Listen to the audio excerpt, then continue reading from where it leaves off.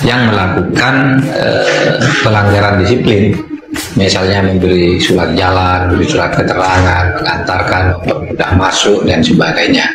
Itu tingkatan disiplin. Lalu yang kedua nih penting nih, pemidanaan terhadap para pejabat dan pegawai yang telah nyata-nyata dan nanti diketahui nanti memberikan bantuan dan ikut melakukan langkah-langkah politik.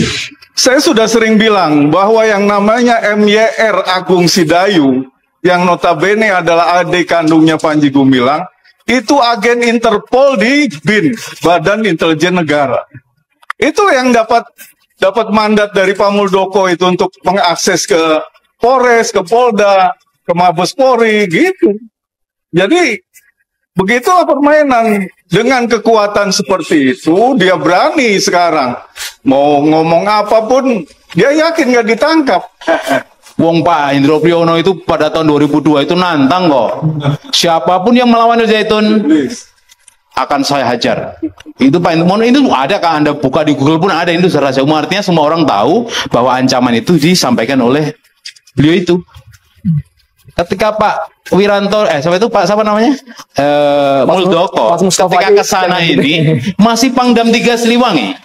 Jadi masih Pangdam.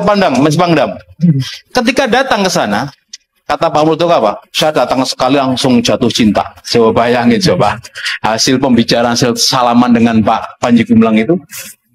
Wah, kira-kira bahasa beliau ini karena hipnotis lah. Hipnotis itu kalau bahasa Malaysia itu pesona, jadi terpesona. Maka pendemo-pendemo itu bakal gagal, nggak bakal awet, betah mendemo Zaitun. Itu ada mobil 2000 yang menghadang mereka, ada orang-orang yang menghadang mereka. Saya tanya di medsos saya, di IG saya, coba tebak, ribuan orang yang di dalam di dalam bangunan ini siapa mereka? Ini saya pertanyakan di IG saya, Instagram saya. Jawabannya macam-macam. Ternyata 1.500 polisi siap siaga. Coba, berapa miliar dia harus bayar itu polisi? Bukti-bukti Pak Panji nggak bisa dibantah kan, seperti Anda bilang tadi kan. Sehingga mau bantah kayak apa nggak bisa kalau sekarang. Kalau dulu tahun 2002 ketika Pak Mabes Polri menuduh menuduh Zaitun sebagai kelompok sesat, ya bisa saja mereka bantah dan masyarakat nggak memantau berita saat itu. Ini sudah 20 tahun, sama sekali Mabes Polri atau pihak-pihak yang berwenang, itu sama sekali tidak bisa mengupdate apa hasil pekerjaan mereka.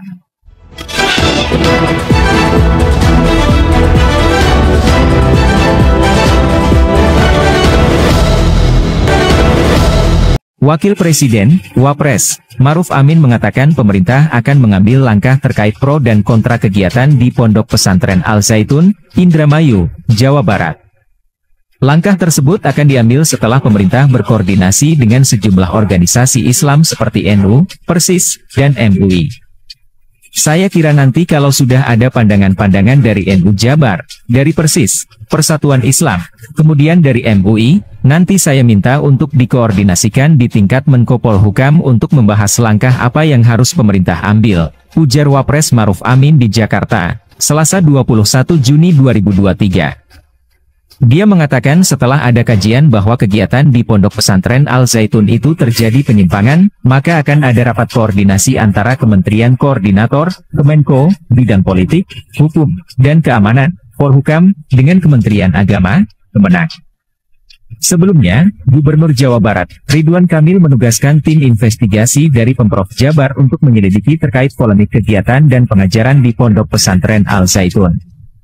Forum Ulama Umat Indonesia, FUI, Bandung, Athian Ali mengatakan, mantan Kepala BIN, AM Hendro Priyono pernah mengancam akan menggebuk siapapun yang berani mengganggu pesantren Al-Zaitun.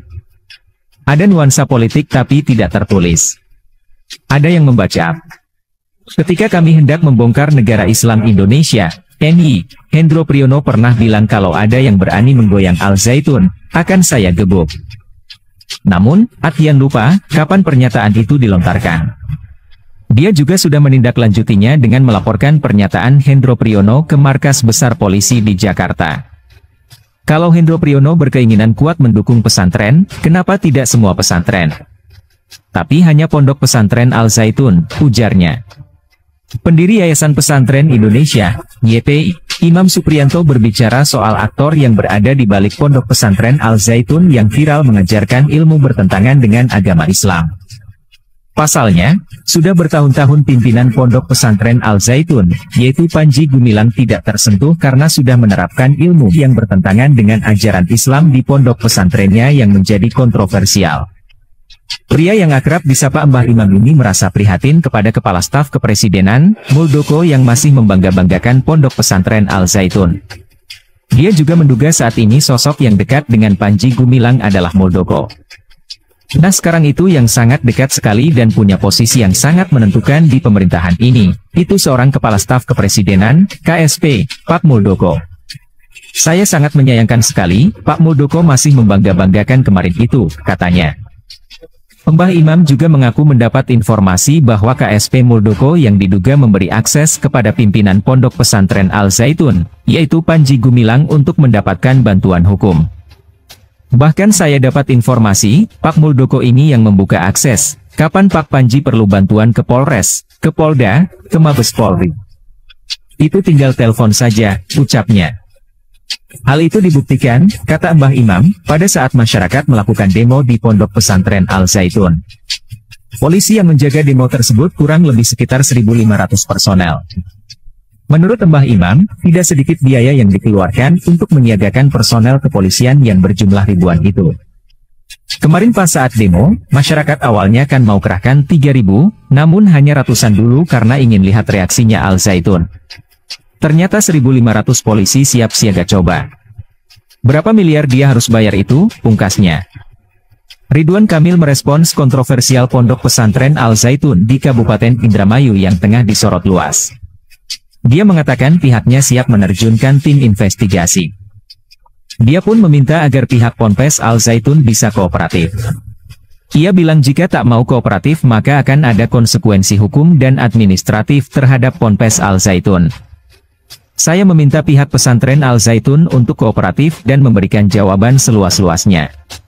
Jika tidak kooperatif maka akan ada konsekuensi hukum dan administrasi terkait eksistensi lembaga pendidikan di bawah binaan Kementerian Agama, ujar ex-wali kota Bandung tersebut. Dia menyampaikan pihaknya melakukan demikian karena bertujuan untuk memberi dampak positif kepada santri Al Zaitun.